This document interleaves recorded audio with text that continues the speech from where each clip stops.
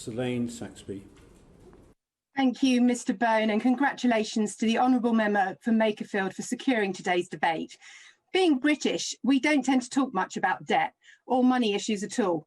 I showed an early interest in the subject, explaining to my first primary school teacher that my parents were worried about their overdraft. I think my parents were most surprised to have the discussion at school. But debt, in whatever form, is a worry.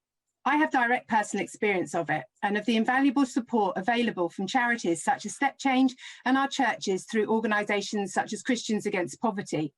I have a maths degree, yet when I lost my business, I still needed help to sort through creditors, understand which bills really were essential, properly sort out my budgeting and get my finances back on track. As the pandemic has progressed, our understanding of exponential growth has also improved. One suspects that this is the same growth of both the number of our constituents in debt and the level of debt they carry. I already have constituents being evicted because of the level of rent arrears, and with literally no temporary accommodation in North Devon due to the surge in holiday lets, the nearest accommodation is up to 100 miles away in Bristol. This is clearly unacceptable, as local people will be uprooted from their communities. Debts have built up where rent or council tax has not been paid, and through credit cards and overdrafts used for everyday items to make ends meet. Far too many families do not have savings for a rainy day, and the pandemic has been positively torrential.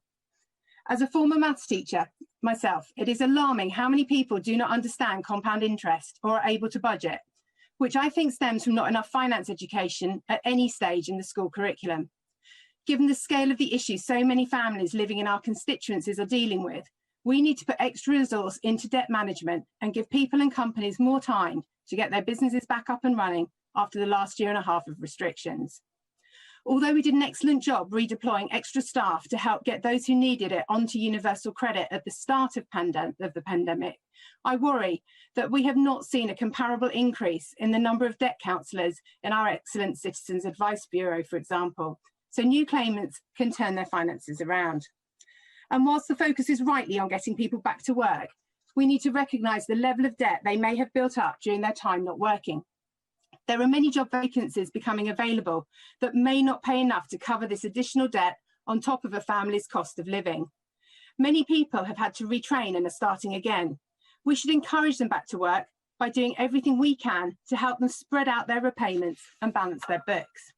Many people who moved on to universal credit during the pandemic will have also found they have historic tax credit debts, which they now have to repay, as well as any advance that they may have received ahead of their first universal credit payment.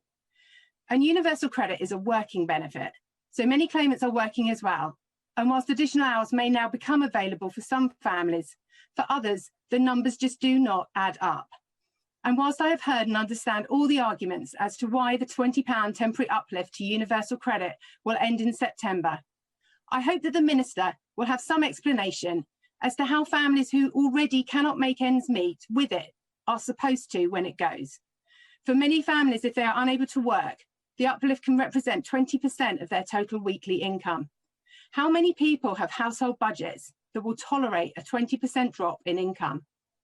The pandemic has already produced a health crisis, and the debt crisis it is generating cannot simply be brushed away by us hoping everyone can work their way out of it.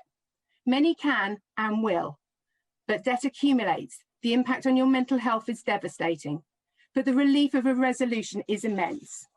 I would urge anyone worried about debt to seek advice as soon as you possibly can. I did not become an MP to see families in my North Devon constituency and across the country become destitute. Levelling up, in my mind, is about ensuring that everyone in every community has a fair chance to get ahead and that our economy raises the standard of living for everyone. I fully recognise how much has been spent already by this government and the work undertaken by the Treasury team to save businesses and jobs. We are now a nation in quite a lot of debt, but we know that debt is not going to be repaid immediately. With so many families in the same position, can they now not be afforded the same luxury?